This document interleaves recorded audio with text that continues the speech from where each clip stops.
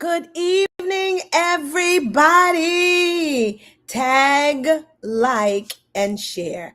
You have tuned in to Elevated Frequency, and this is where we elevate our intellect, we elevate, oh my goodness, our ability to hear, see, speak, and understand on another level. This is where we silence the noise and we get on one accord. And so I want to say to you, welcome, welcome, welcome. And so if you give me a second, I will be on. I am quite sure. And I am on. Hello, everybody. I have a glare, so I'm going to take that off. Hello, everybody, and welcome, welcome, welcome. I just want to say welcome, Carlos. I am so happy to see you tonight. I want everyone to tag, like, and share. If you could, tag, like, and share. We are doing part two of The Breach Stops Here. And so I want you all to just lend your ear tonight as we journey. And so I am not going to be before you long. I know I say this all the time, but I am trying to make it my business that I'm only on for about 45 minutes. And so if you know anybody who would definitely benefit from this elevated frequency session, oh my goodness, The Breach Stops Here. This is part two. If you didn't have an opportunity to listen to part one, I'm going to tell you, you can get all the replays on my YouTube page. And so I'm going to tell you to tag, like, and share. YouTube listeners, hello. And oh my goodness, everyone who will come back and listen to this phenomenal time we will have today. And so I just want to just say hello to everyone, hello. And I am certain people will come in as we journey through. I usually give about maybe 3 minutes just to get everyone acclimated. I think I shared on all my pages as well. And I want you all to know we have some phenomenal events coming up. We have some phenomenal events coming up in the month of August as well as October. And then we are having our Carlos, I want to see you there. Our Vision Shift conference. It's an annual conference. It's for both man, woman, boy, girl, child, and it is Impact and Horizon. And it's really about empowering us. We're going to have phenomenal speakers coming in during the day, male speakers, counselors, therapists to empower you, as well as female speakers. And we have nightly services. This is where we shift ourselves for our next. And I'm telling you, so many of us need to get ready for the next. And this will take place November 11th through the 14th, right? Right in Huntington. That is where our venue will be. We also have registration that will be unleashed at the end of this week. And we also already have our hotel information. And so with that being said, I want you to begin to talk about that. I want you to get ready to take time off of work, because we all need to shift before the next year, right? And if that's not enough, we have She Breathes.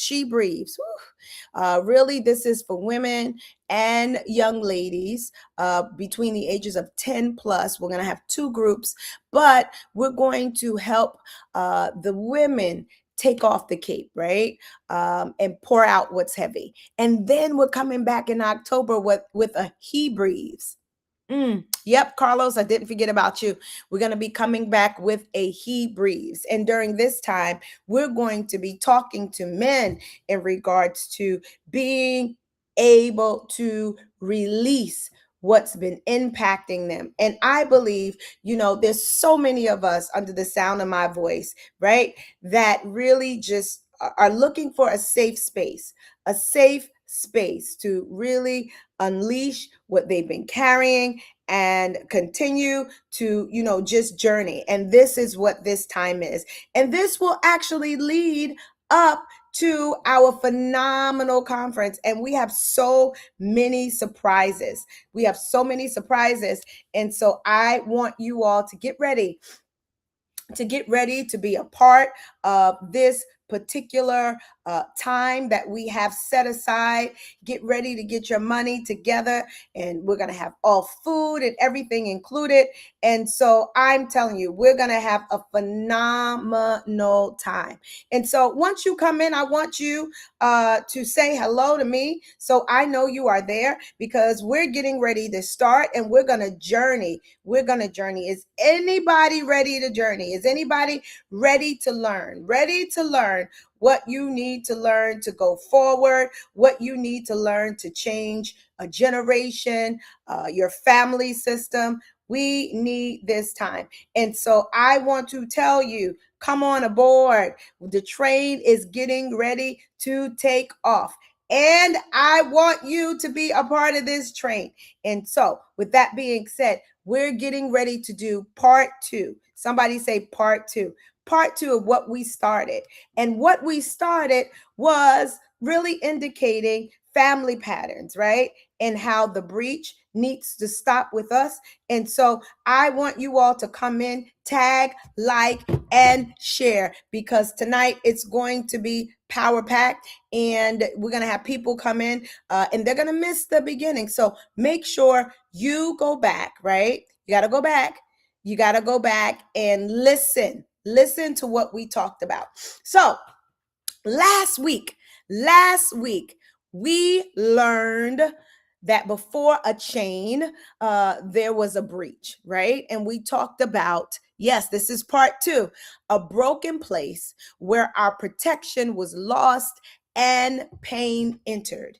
And that's what we called a breach, right? And tonight we're going to go deeper. Somebody say we're going to go deeper. We're going to go deeper because every family leaves what we call an inheritance. And some of us from our families, we inherit faith. Some of us inherit resilience. Some of us inherit prayer, right? And loves. But others of us, we inherit silence. We inherit fear. We inherit shame. We inherit addiction. Am I talking to anybody? We also may inherit people pleasing or emotional distance. But the question isn't, this is not the question. The question isn't whether you inherited something. The question is, what was handed to you and what will stop with you? That's the question. What was handed to you and what will stop with you? So I want you really to just allow that to settle in your spirit. What was handed to you from generation to generation and what will stop with you? And that's actually the difference between an inheritance and legacy, and so I want to ask you some questions as you begin to reflect on your family. And I thank you, Carlos, for being interactive. And I want you all to be very honest with yourself when I ask you to reflect on your family system, right? I want you to just answer, and you don't even have to put it in the chat. Who was the strong one in your family? Who was seen as the strong one? Who always had to fix everybody? Who disappeared to avoid conflict? Who made everybody laugh, right? Who still feels guilty saying no? And I want you to really reflect on your family system when it relates to who was the strong one, who always had to fix everybody, who really disappeared to avoid conflict, who made everybody laugh, who still feels guilty about saying no. And you may find that you are the common denominator as I ask those questions. But I I want to tell you how we're going to unravel this really quick, right? I talked to you earlier about the breach, right? And I helped you to understand that this is a broken place, right? That we all have if we haven't healed, where protection was lost and pain entered. So we all have breaches. This is a broken place within us if we have not healed, right? Where protection was lost and pain entered. And so from that breach, right, we develop beliefs about people, beliefs about life, beliefs about our ability. And as a result of those beliefs, we developed, oh my goodness, various behaviors. Thank you, Carlos. Carlos said, I made everyone laugh. My big brother was the strong one, right? And so that's so good that you're able to reflect on that. And so from the breach, the place that your woundedness occurred, you begin to develop beliefs. And from those beliefs, you actually started to behave a certain way. Hello, Priscilla. Let the visionaries know, wake them up in the group me that I am on. And from that behavior, some of the behavior that you may have had may have been negative behavior. And that behavior created what we call bondage. You became subject to behavior and patterns that you knew was not in your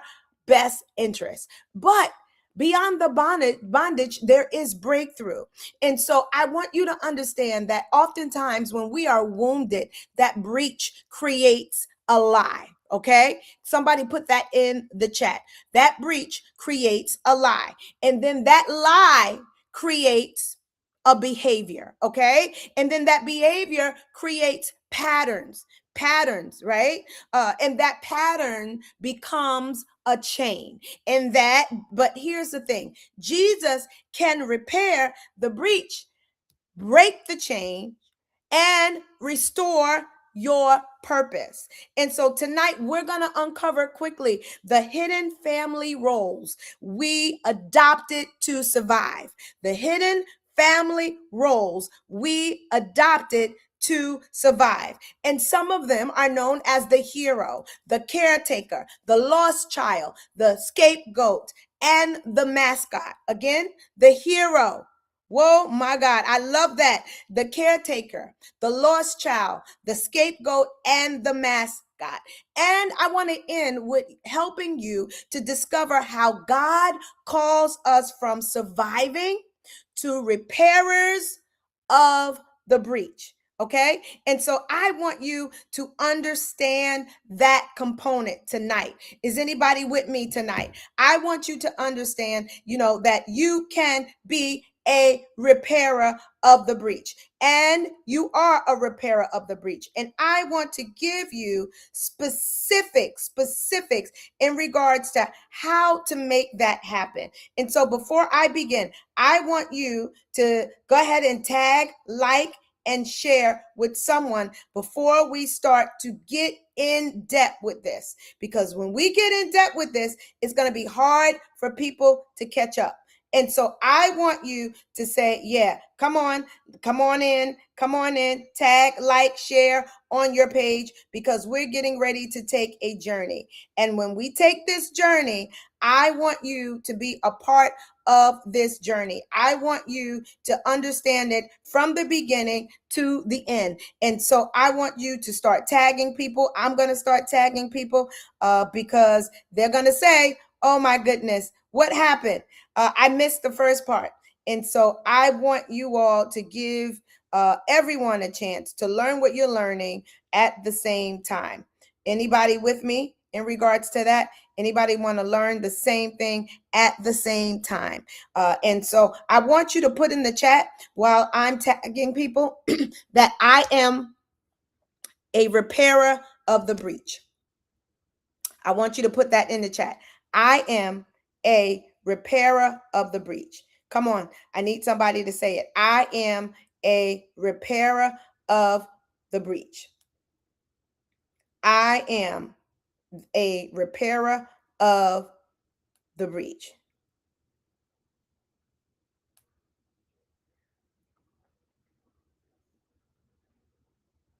I am a repairer of the breach.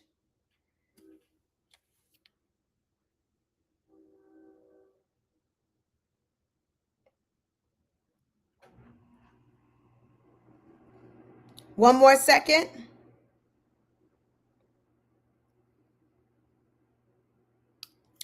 So I want to talk to you all about the fact that uh, all of us play roles in our families that we were taught. Thank you, Carlos. Carlos, all of us play roles in our family that we were taught. Yes, I want somebody to put that. Notice, so I'm going to ask you a question. What role did your family teach you to play? Now, you may not know what role did your family teach you to play. And I want you to notice, I didn't ask you, who are you? I asked you, what role were you taught to play? I didn't ask you, who are you? What role were you taught to play? Because many of us, Priscilla, are living from a role instead of our true identity. I know I'm hitting you very hard. Many of us are living from a role instead of our true identity. And some of us became what we call the hero. The hero. Because guess what? Failure wasn't an option. So we became the hero. We tried to overcompensate. We tried to do everything correctly because we did not want to be associated with failure. And so you overcompensated. You felt as though you need to be perfect in everything. And so that was the role that you played in your family, the hero. Some of us became what we call the caretaker because everyone else's needs became more important than our own. Hello, Jeannie. Hello, welcome, welcome, welcome. So many of us became the caretaker. These are the roles that we played. Notice I didn't ask you your identity. And so right now we've talked about the hero, the one who always wanted to do everything perfect because failure wasn't an option. You just wanted to stay out of the way. Others of us became the caretaker, where we always put others' feelings in front of our own. Everyone else's needs became more important than our own, and others became what we call the lost child. The lost child. This is the person that learned to stay invisible because they felt safer invisible as opposed to being noticed. Some of us played the role of the lost child. Now, if it's something that resonates with you, I want you to put it in the chat. And listen, this is a healing network. And so when you put it in our stream, this is not to say ha ha ha. It's for healing to be ushered in because you have been able to vocalize where you were. So we found out that some of us have been usually playing the role in our family as a hero. I love you, Elder Stephanie Reed. Some of us have been playing the role of the caretaker. Some of us have been playing the role in our family of the lost child. And some became the scapegoat. Yes, the scapegoat. This is the person that carried the blame that never belonged to them. You carried the dysfunction for your entire family. And that's what we call the scapegoat. And others, lastly, became what Carlos described as the mascot. The mascot was the role that many of us played, where we used humor and performance to hide pain. Am I talking to somebody? We just went over a few roles that we may have played in our family systems in order to neutralize our environment, in order to keep the peace. And these were not our identities, but these were the roles that we were subscribed to keep the peace, to make sure everything stayed as functional as possible. But the problem here, Jeannie Gross, this is the problem. This is the problem. The problem is this: the role that protected you as a child can imprison you as an adult. All right, you hear me? These roles that we played, the mascot, the scapegoat. Come on. Oh my goodness. Can we talk about it? The lost child, the caretaker, the hero. These roles that protected you as a child can imprison you as an adult. Oh, if you got some water, drink some water, because this is hard stuff, right? What helped you survive then may be hindering your purpose now. I need you to understand that that's what helped you survive then as a child. But now as an adult, these roles that you have allowed to become your identity may be hindering your purpose, your destiny, your assignment, your abilities as an adult. That's why our scripture for tonight, Isaiah speaks about becoming repairers of the breach. Somebody put that in the chat, repairers of the breach. And I declare that everyone under the sound of my voice is a repairer of the breach. And you can find this scripture in Isaiah 58. And I want to read to you in the New King James Version, but I want to read this to you. And it says, Isaiah 58:12, I'm going to read the NIV. It says, your people will rebuild the ancient ruins and will raise up the age-old foundation. All right, so ruins. We all have dysfunction in our families, and it may go from generation to generation to generation. We can't discard our family, and there may have been some debris from all of the dysfunction, and we don't throw that out, but we rebuild. I feel the Holy Spirit. Oh my goodness. And we raise up old foundations. We don't say we don't need the foundation of what our family was built on, but we're going to rebuild it. And then it says, you will be called repairer of broken walls, restorer of streets with dwellings. And so I want you all to put in the chat, I am a repairer of the breach. But before we can repair what is broken around us, within us, God must heal what has been broken right here. Right here. Because healing isn't just about looking back. That's not what healing is about. It's about refusing to allow yesterday's pain, yesterday's survival strategies to dictate tomorrow's destiny. That's what healing is about. We've been saying, oh, we want healing. We want to be healed. But here it is. I love you, Earlene. It's not about, remember, just looking back and remembering.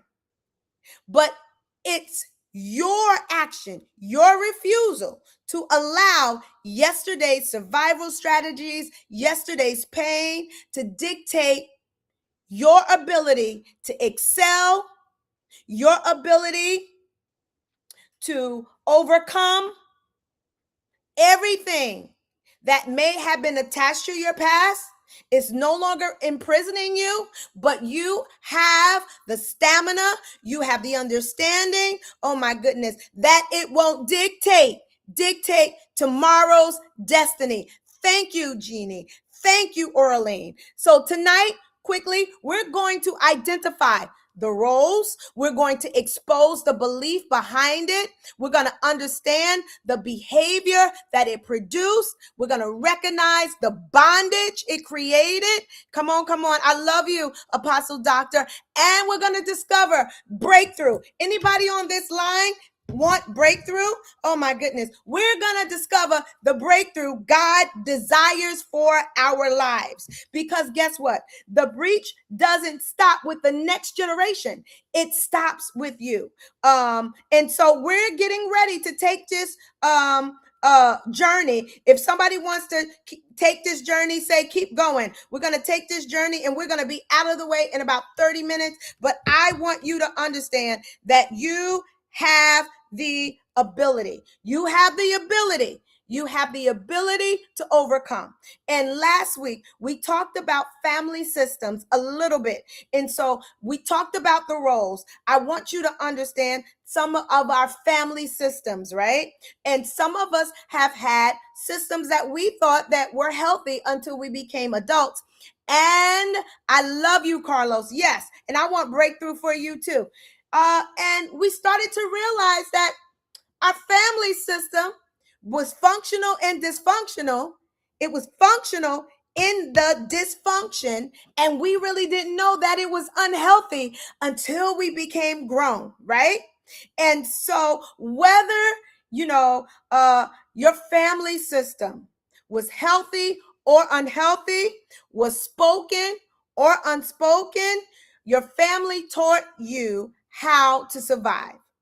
And yes, some families were healthy. And how would we describe a healthy family? Where love was expressed, where there were what we call boundaries. Boundaries were respected. We were part of a family, but we also respected everyone's individuality, and we had open communication. Yes, and we seen in a healthy family, you begin to see mistakes as opportunities to grow. But many of us may have been raised in the opposite of what we call an unhealthy family system. And one of the type of families that we see as unhealthy is what I talked about a little bit on the closing of part one, is the enmeshed family, where there's no boundaries. Everybody knows everybody's business. Your emotions belong to everybody else, and everyone else's emotions belong to you. Come on, I know you don't want to talk about that. Not only did everyone else's emotions belong to you, everyone else's emotions became your responsibility. And this is why we took on so many different roles. Oh, yes, Jean, come on. We're going to make sure you get there, right? And you weren't allowed in an enmeshed family, ENMESHED. You weren't allowed to become an individual because loyalty was confused with losing yourself. And so in an enmeshed system, you weren't allowed to become an individual. Everybody need to stay on the same level, right? And so you were never allowed to express your individuality. You were never allowed to express that you felt that God had more for you, that you had ideas for education or training, or you never was allowed that in your family system, because everyone was so enmeshed. And if anyone in your family system made a decision that others didn't like, you were ridiculed. And so this is what we call an enmeshed family system. Are y'all with me? Put that word in there. Enmeshed. I'm glad you're learning something, Carlos. Other families were what we call disengaged. Oh, this means people lived under the same roof, but were emotionally disconnected. You were there physically, but emotionally, you were disengaged. You did not care about other people's emotions. Nobody cared about yours. You were just living there. You had unmet emotional needs. Affection in your family may have been rare. You may not have grown up seeing affection, healthy affection expressed, right, in a positive manner. And conversations in your family, they kind of stayed surface, like everybody just kept to their own self. And because of this type of family system, which we call disengaged, right? Oh my goodness, I could tell you, you learn not to expect support, right? Because independence became your protection. And so you became hyper independent because of the fact that everybody was so just engorged and involved in their own way of living that you didn't get the support. And so now we talked about the enmeshed family system, and then we're talking about the disengaged family system. So there's two. And then we had families that were what we considered chaotic. Chaotic. Chaotic. I'm going to put it in the chat. Chaotic. And you don't have to identify your family system, but I want you to get a pen, paper, and some water, because the water is going to keep you focused. The water, although this information may be a lot for you, it will help you to stay focused. It will refresh you and keep your mind on point. Oh, now the chaotic family system, you never knew what version of people you were going to get in a chaotic family system. In other words, one day there was peace, one day there was World War IV, the next day it was yelling, and the next day it was addiction, and the next day it was domestic violence, and another day it may have been abuse or crisis. And your nervous system learned to stay on alert, because unpredictability in this type of family system became normal. And so maybe as a result, oh my goodness, as we talked about the different roles earlier, right? We talked about the mascot to keep things humorous. We talked about the caretaker, right? These are the roles that we all begin to play when we have been brought up in different family systems. Is anybody with me? And lastly, others grew up in I'm gonna put it up here, authoritarian family. There's a word in there, authority. So y'all already know what this is about, right? Authoritarian family. I want you to learn these words, right? This is a home where obedience mattered irregardless. More than understanding, you just had to obey. They didn't care about your understanding, obey. And you weren't allowed to ask questions in this type of family environment. Your voice wasn't welcome. You didn't have a voice in this family system. And love in this family system often felt conditional.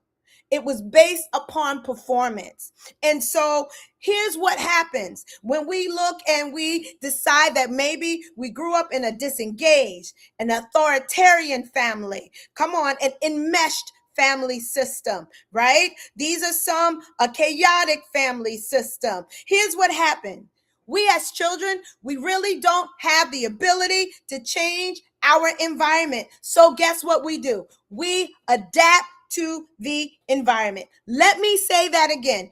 Children don't change dysfunctional systems. I'm going to say it one more time for the back row. So if you think you're having a baby, you think that's going to make the dysfunctional system turn functional, you're in for a rude awakening. Children don't change dysfunctional systems. They adapt to dysfunctional systems.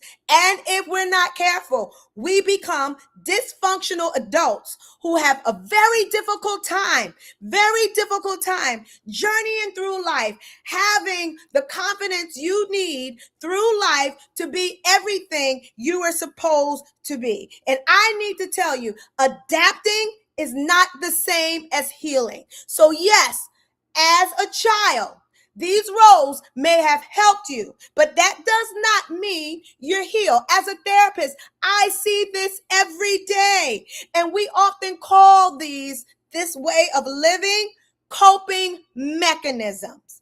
These are creative ways that children protect themselves from emotional pain. And when you are unhealed as a child, you go into adulthood with the same coping mechanisms that you use, oh my goodness, to protect yourself from what you believe is potential emotional pain, and it impacts everyone, not just you. It impacts the people you work with. It impacts your intimate relationships. It impacts your ability to relate to people in your organizations, in your churches. And I need you to understand that these are signs that a child has found a way to survive. And some of us, the little girl in us and the little boy in us, is still operating off of these coping mechanisms, and we're still trying to understand how to survive, but we're using coping mechanisms that served its purpose as a child and as an adult is hindering you. And that's the danger. Survival patterns make terrible, what I call, identity statements. Just because you had to become strong does not mean you were created to carry everyone's burden. Oh, you need some water on that one. That was then. This is now. So because you adopted the caretaker role as a child, now you're a big adult at your big grown age, right? Still doing the same thing in life. You're still looking at everyone as your burden. And I'm here to break that. That was then. Somebody say that was then. This is now.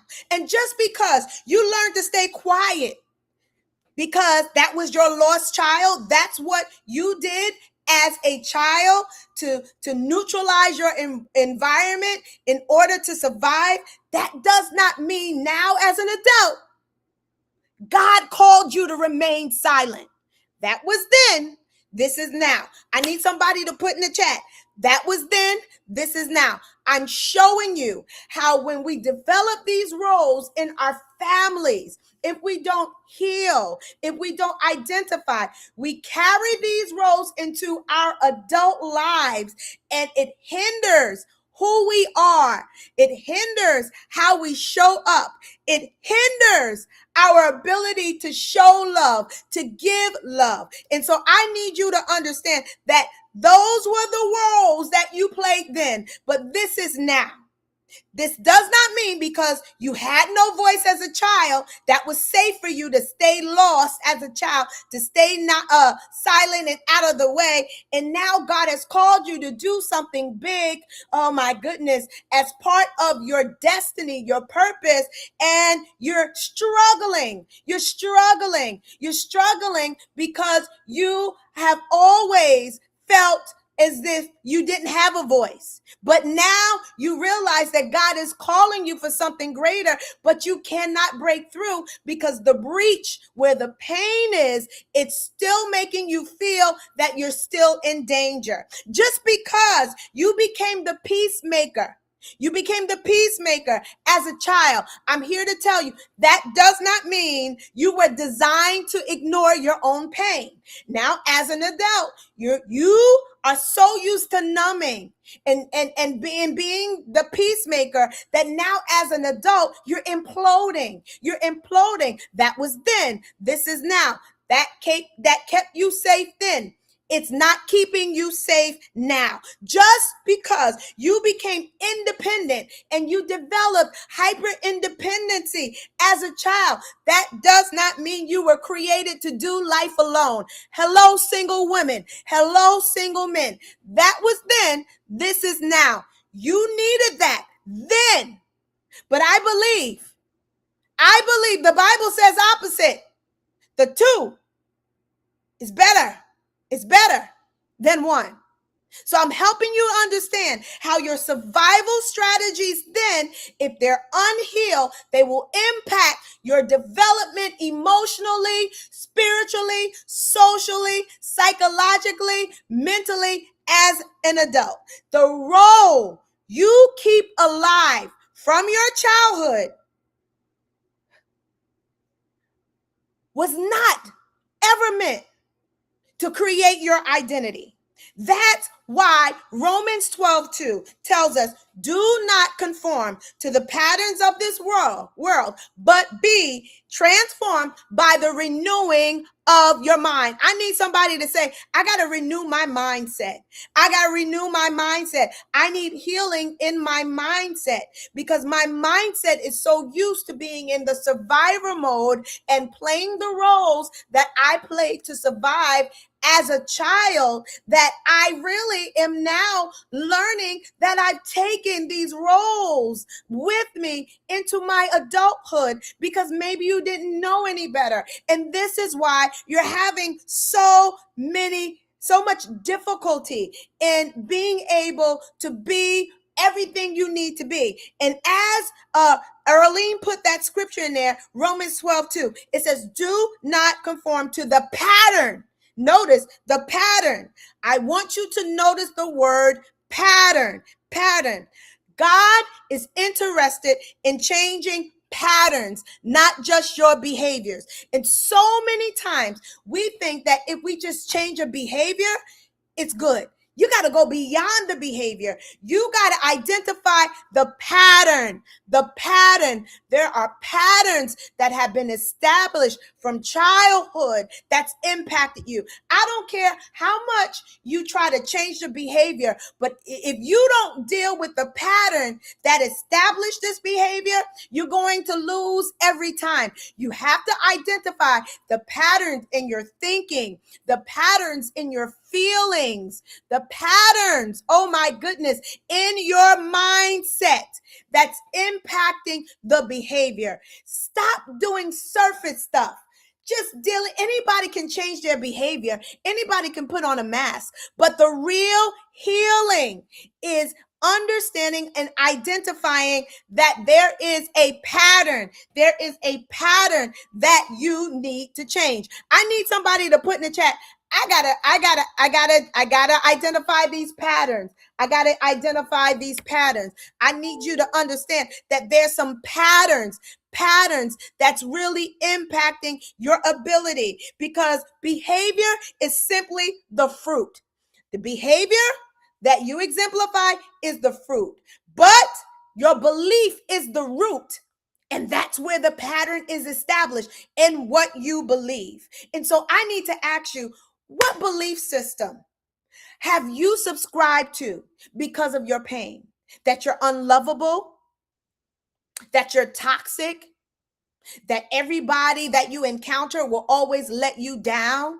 Come on, can we expose some of that you're helpless, that you're unlovable? Come on. These are some of the beliefs, these negative core beliefs that impact us in such a way that they create patterns of protection, because at the root of it, we really feel unlovable. We feel toxic. We feel helpless. Come on. These are some of the core wounds from the breach that we talked about, that we have to identify. Oh, y'all not liking this. That's why quickly we're going to walk through what I call the breach cycle. Come on, y'all with me? The breach cycle. I want to tell you about the breach cycle. Thank you, Carlos. And we're going to pray about that, because some of us need to really start to identify these core wounds and belief systems that we've developed because of some of our pain. And so as I talk to you about the breach cycle, here I want to talk to you about the breach. Okay, something happened, right? Maybe it was rejection, maybe it was abandonment, maybe it was betrayal, maybe it was criticism, maybe it was neglect, maybe it was abuse, maybe it was addiction, maybe it was divorce, or emotional absence. But something happened. We're talking about the breach cycle. Can we agree? There was a breach. There was an area where a wound occurred. Can we agree that we all have had or has now a breach where something happened, right? And as a result of this breach, we're talking about the breach cycle, there's a belief that develops. And as children, we just we don't just experience what I call events. As a child, we interpret them, right? We begin believing because of some of because of some of the things that I mentioned: abandonment, rejection, criticism, abuse, domestic violence, emotional absence. As a child, we interpret these things. We begin believing I'm not enough, as we just talked about, unlovable. I have to earn love. My needs don't matter. I can't trust anyone. I have to be perfect. And so we have the breach, we have the belief, and now we have the behavior. I hope I'm helping you understand this, because the behavior is really produced by your belief. The behavior is produced by the belief. So because maybe you had to earn love in your family, you people please. Maybe because you grew up in a family where failure on a simple level was ridiculed, you overachieve. Maybe because there was so much calamity and chaos in your family, the behavior is you isolate. Maybe because there was so much dysfunction, oh my goodness, and so you had to work through your own survival mode, you control. Maybe because of the fact that you always was trying to make sure everybody else was okay as a caretaker, now you rescue people. You rescue people. Maybe, oh my goodness, you had so much drama in your family, so now you don't feel that you have what it takes to be able to communicate, so you avoid conflict. And maybe because love was never shown, right? Maybe you grew up in an authoritarian environment and it was very rigid. So as a result, as an adult, you are emotionally available. So we've talked about, come on, the breach, the belief, the behavior, but I need you to understand for the next 15 minutes, oh, you ready? The bondage. There's bondage that results from the breach, the belief, the behavior. What started out for you as survival eventually becomes a prison for you. So now you're exhausted by the belief. You're exhausted by the behavior. You become anxious. You become disconnected. Come on. You start repeating unhealthy relationship patterns and wondering why you can't seem to move forward, because now you are held bondage. You're held bondage by the unhealed part of you. But I have to tell you, then comes breakthrough. Somebody say that, breakthrough. And let me tell you, the breakthrough doesn't happen because your past changes. The breakthrough happens when the truth of God's word, who told you that you're fearfully and wonderfully made, that you are his masterpiece. Priscilla, when you believe God's word and it becomes greater than the lie that you learned in your family system. My God, this is when it switches, where you can go and understand that there was a breach. There was belief behind the breach. There was behavior behind the breach. You admit that, here we go, we are now in bondage, but you can achieve breakthrough, Priscilla. You can achieve breakthrough, Carlos. You can achieve breakthrough, Earlene. Oh my goodness. Not because anything in your past has changed, because there's nothing in your past that can be changed. And let me stop right there. Stop trying to say, oh, this wouldn't have happened. I wouldn't be this way if this didn't happen. That's nice thinking, but that's not healthy thinking, because there's nothing in your past that's going to change. But your mindset has to change. The way you see things needs to change. So many of us, we go on the Cinderella complex. Oh, if daddy was there, if mommy was there, if I grew up in a two-family home, oh my goodness, if addiction wasn't there, if I never, oh my goodness, here we go. Oh, I went through some abuse, or you went through some molestation, and you're trying to see how life would be like if that didn't happen. I'm sorry. I'm sorry that these are the things that happen to you, but you're continuing to reinstill and reaffirm your bondage because you are still sitting here in your mind with the pattern and the behavior that resulted from the wound, instead of understanding that healing is still your portion. I need somebody to say healing is still my portion. And so we are held bondage. We are held hostage because we won't move through the pain. I didn't say move over. I didn't say move under. I didn't say move past. I said move through the pain. That means that you have to come, oh my goodness, face to face with the breach. You have to. You have to.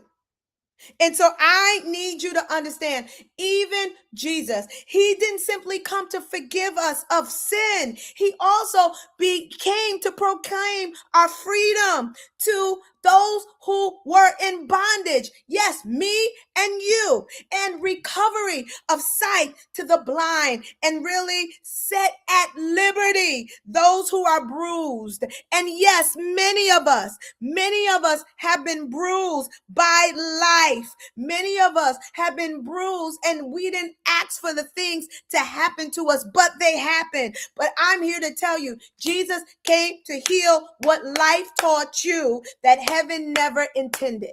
Jesus came to heal that. Heaven never intended those things to happen, but he came to heal those things. So I want you to understand that God never called you to spend your life surviving. Stop being in survivor mode. We got to be able to change our mindset, that we grow from what we go through and we begin to thrive. I need somebody to say, I want to thrive. I want to thrive. Listen, he called us to become whole. WHOLE.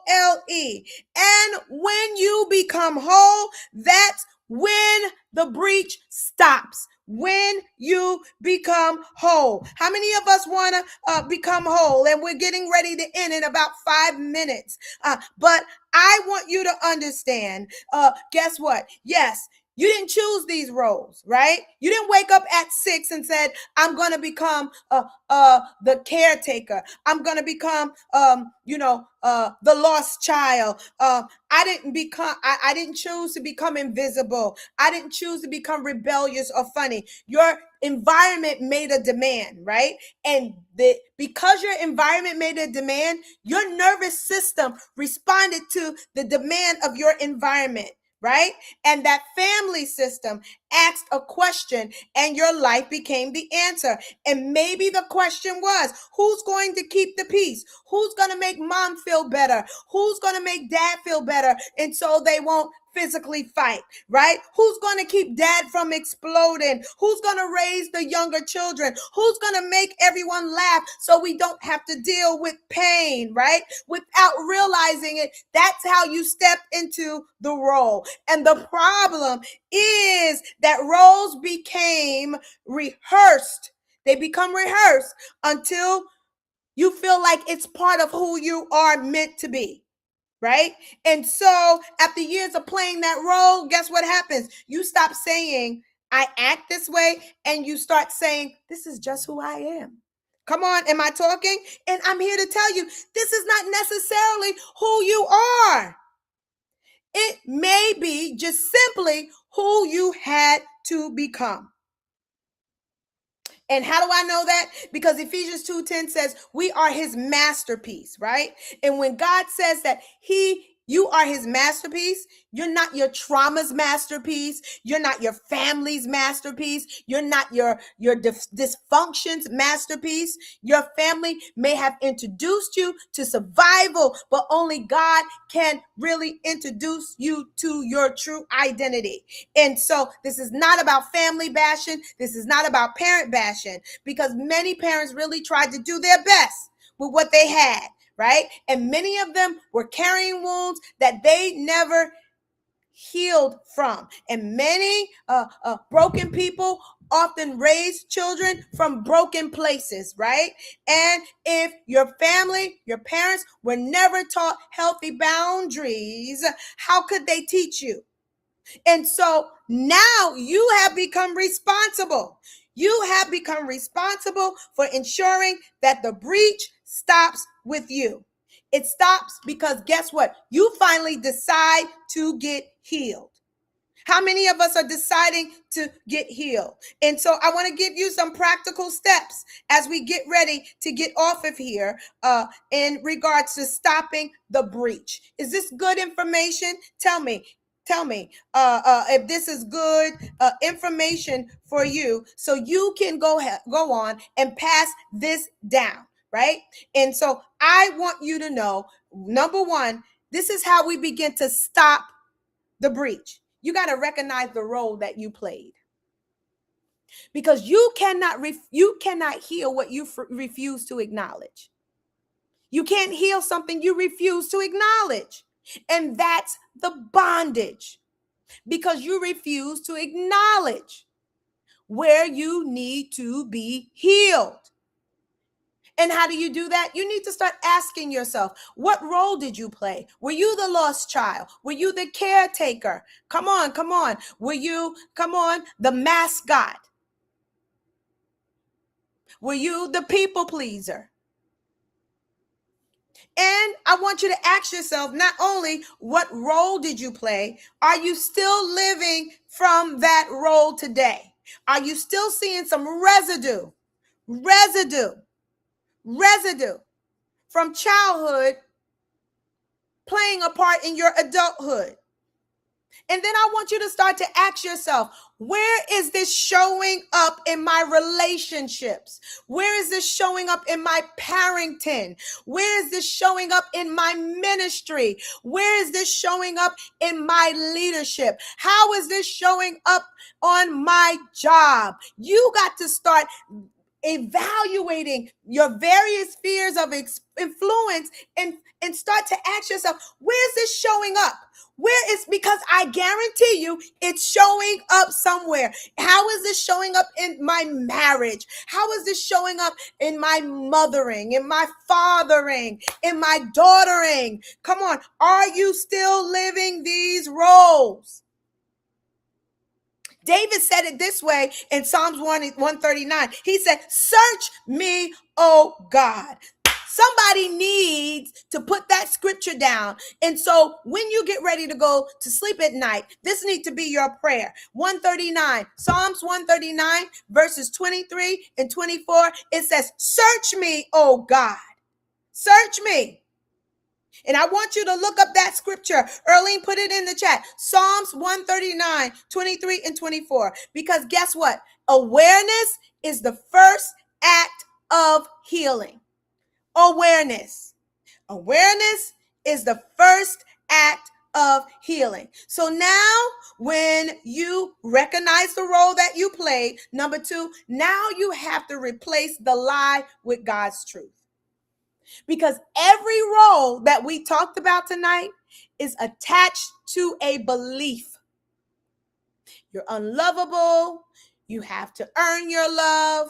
You're worthless. You're helpless. Whatever the role is, you have to understand that every role is attached to a belief.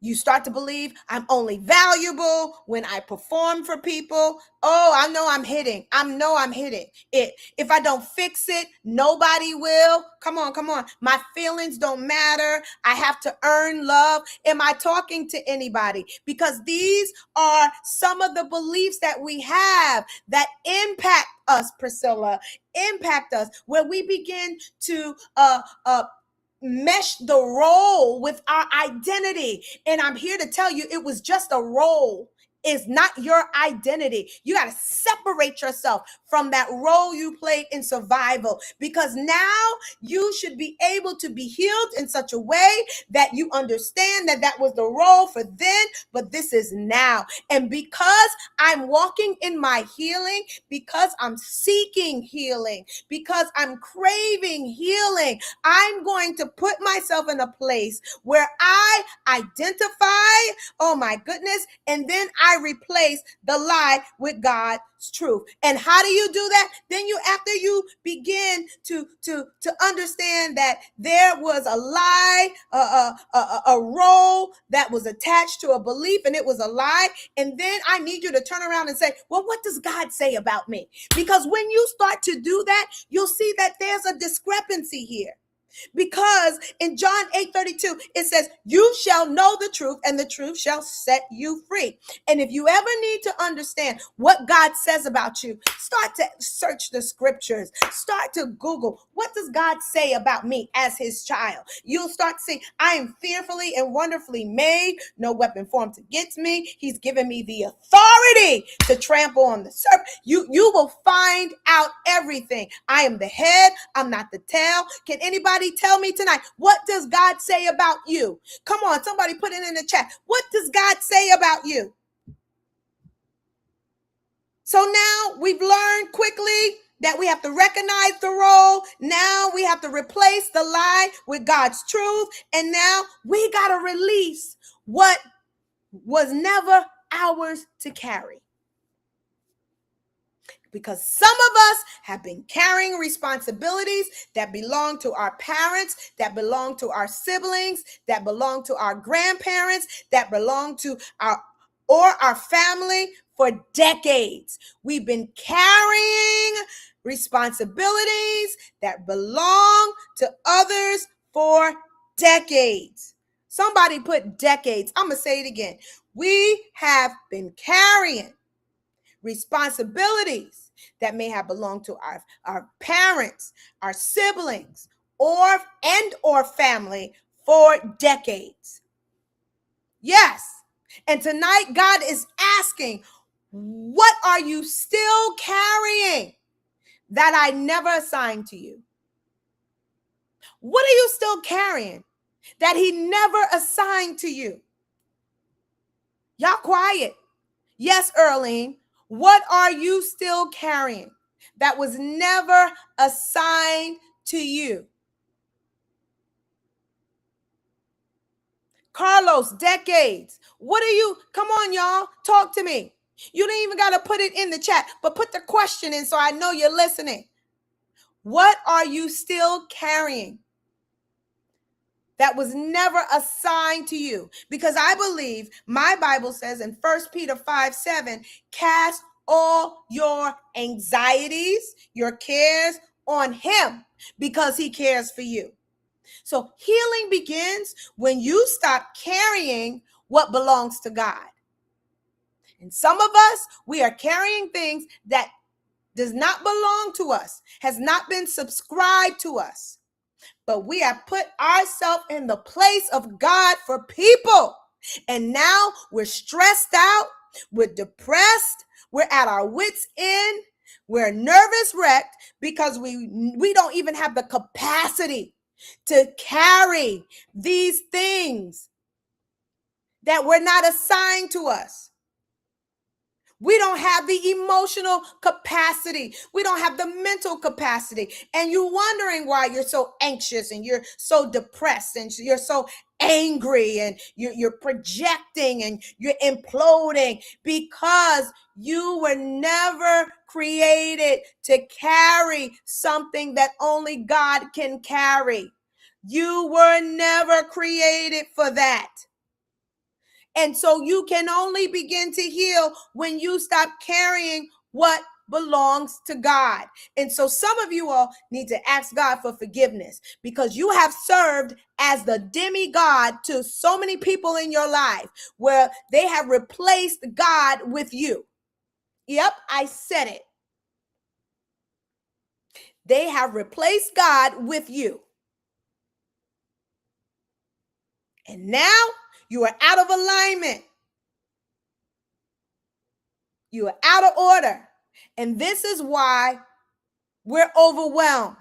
And this is why we can't sleep at night. And this is why we can't move forward. Y'all are quiet. Somebody say, ouch. Somebody say, ouch. So the last thing we're going to talk about in regards to the practical tools, we recognize the role, replace the lie with God's truth, release what was never yours to carry, and now we got to rewrite the pattern. Healing is going to require different choices, Stephanie Reed. Healing is going to require different choices. And let me tell you, we have been living these patterns out for so long, it's not going to change overnight. So you have to have some grace for yourself. Because if you've always been the rescuer, now you have to learn how to have healthy boundaries. If you always stayed silent because you felt as though it was safe for you to have no voice, now you got to practice speaking truth in love. If you always isolated, now you got to choose some safe community. If you overworked, now you got to practice rest. You don't break cycles just by talking differently. You break cycles by living differently. You cannot break cycles just by talking differently. You break cycles by living differently. And the last step, as we come to a close, related to how we stop the breach, recognize the role. That was number one. Replace the lie with God's truth. That was number two. Release what was never yours to carry. Number four is rewrite the pattern, right? And number five is repair instead of repeat. And this is where our theme scripture for the night comes alive. Isaiah 58:12. Somebody say, repair instead of repeat. Come on, I got to repair this instead of repeating it. Come on, somebody say it. I got to repair this instead of repeating it. In Isaiah 58:12 said, your people will rebuild the ancient ruins and will raise up the age-old foundations. You will be called repairer of broken walls, restorer of streets with dwellings.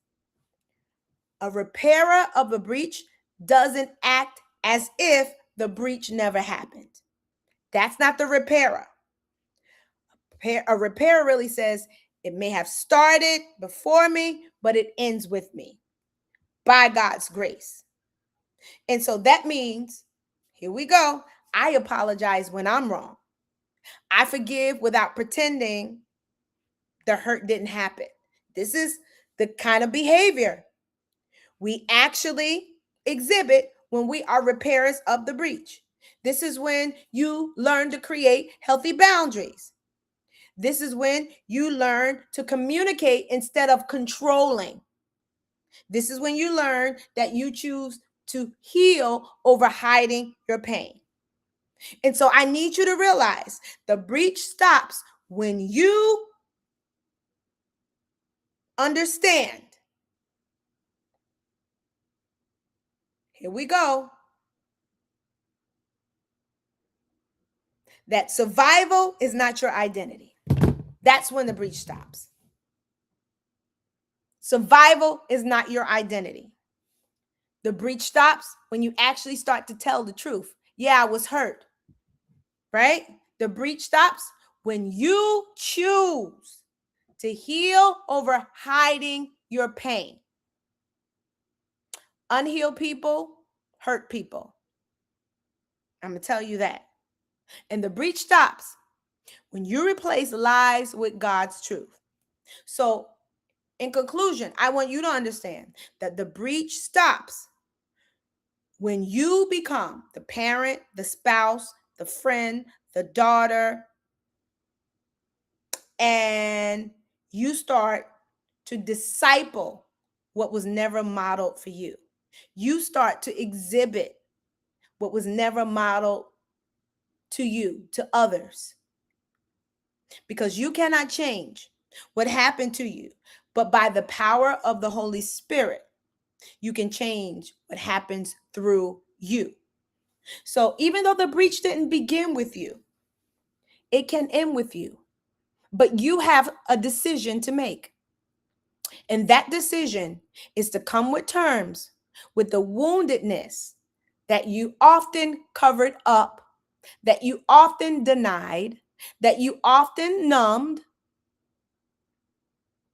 that you often projected onto others,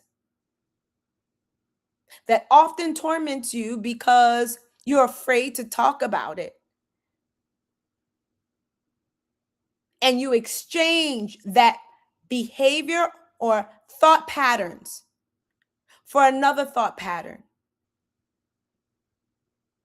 of breakthrough. This is not going to happen overnight, and it's not going to happen if you don't put action behind it. We all have the right understanding, and now you have the tools, but what are you going to do with it? What are you going to do with what you've just learned for the last hour? What are you going to do? How are you going to apply it? And maybe you're saying, I can't do this on my own. I may need some guidance. Find you a good therapist to walk you through this valley, because you are a generation changer. You are a change agent in your family. You are a change agent on your job. You are a change agent in every community that you are a part of. And either you can continue in the monotony of yesterday, or you can make the decision that today is the last day. The last day I am in bondage to my pain. You have to make the decision that you no longer want to be in bondage, in a matrimony, in a marriage, to emotional woundedness, to mental torment. You begin to separate your identity from your pain. I can give you a good therapist. Inbox me your number and I'll send it to you. Separate your woundedness from your identity. Trauma may have happened to you, but that's not your identity.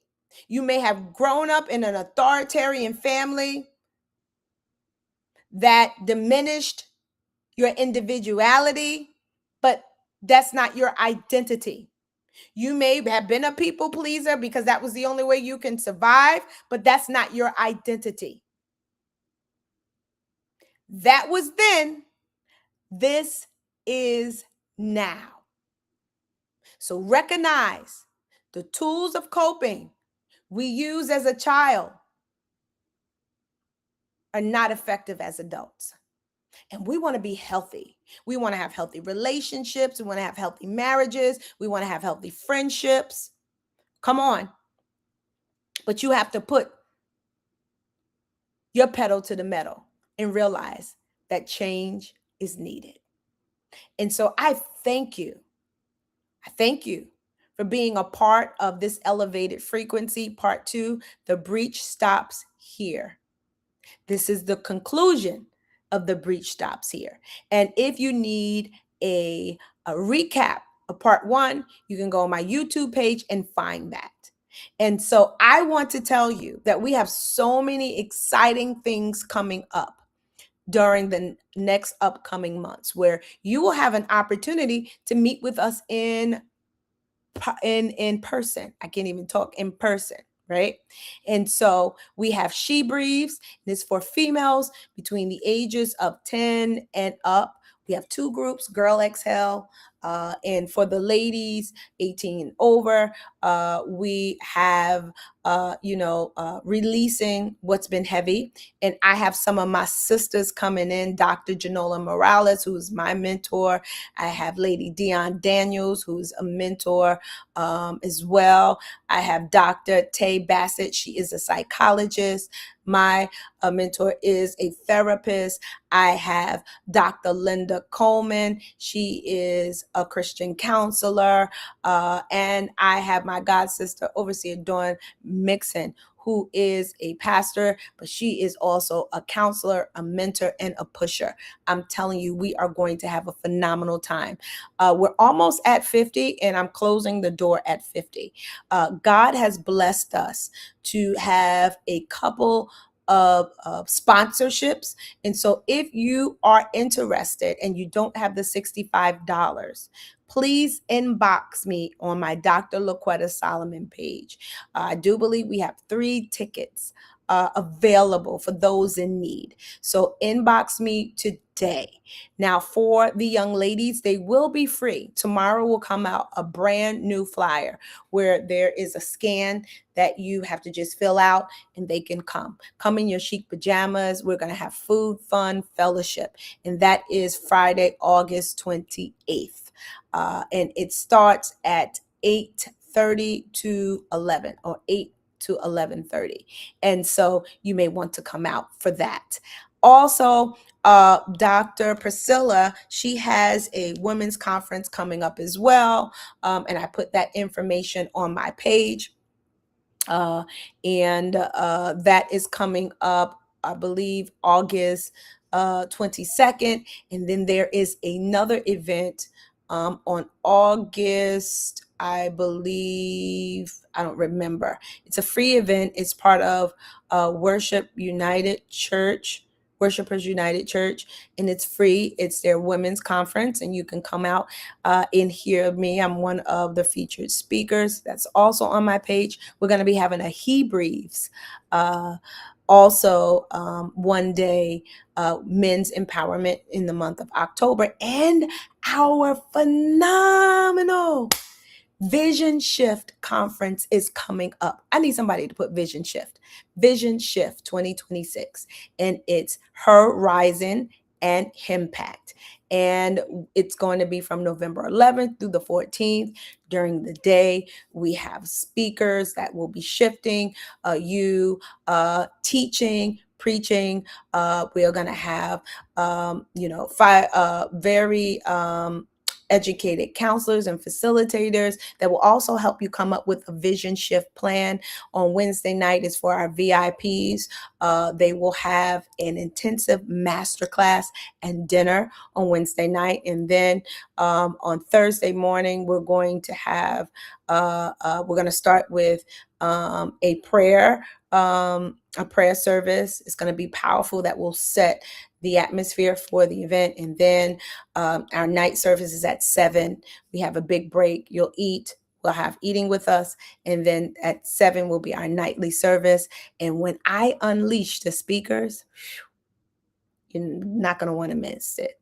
And then we're going to have a morning glory the next day, noon, and a couple of facilitators are coming. We're going to have a phenomenal time. And so we will be dropping the links for hotels as well as registration. There is a significant discount for early registration, and I am actually working on that now. And so thank you for I see 2 people out of 8 that put Vision Shift 2026 in there. And so I want you all to put that in there.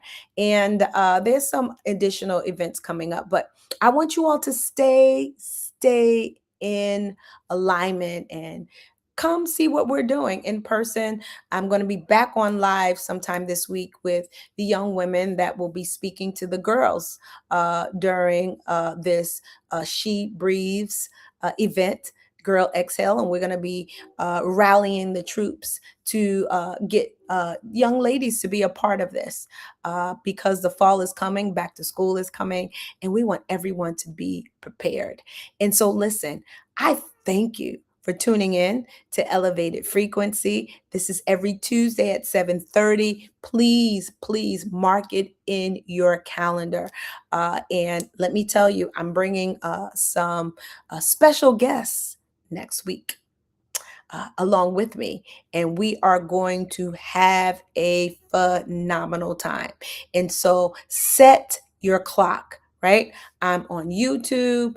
I believe I'm also on TikTok, and I am on Facebook. Subscribe to my page.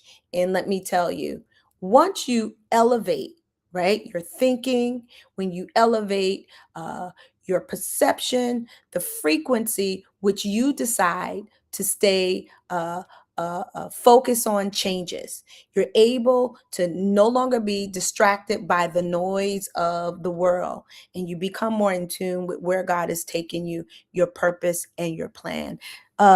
Jeannie Gross, it was an honor to have you on Facebook. Oh my goodness. And thanks Priscilla for sending the link, and we hope to see you soon. All right. Well, I want to say good night to everyone. And remember, tune in later on this week as the young ladies will be talking, but also tune in to Elevated Frequency and bring a friend. Bring a friend. This is, I believe, the time that we can just reset and learn a little bit about us so we can make our journey towards our destiny, our journey towards our purpose and God's plan a little easier by understanding how to get there and understanding the things that may be stopping us. Sometimes it supersedes where we are now, and it really has nothing to do with us, but it could be in our bloodline, and we want to be able to identify that, and so we can set the precedence for those who are coming behind us. I love you all. Have a great night, and remember, if you would like a ticket, we have a few sponsors that sponsor tickets. Please inbox me on my Dr. Laquetta Solomon page, and I will get that, and we will make sure you are in the place. Okay. All right. I'll see you soon. Have a good night. Take care. Bye-bye.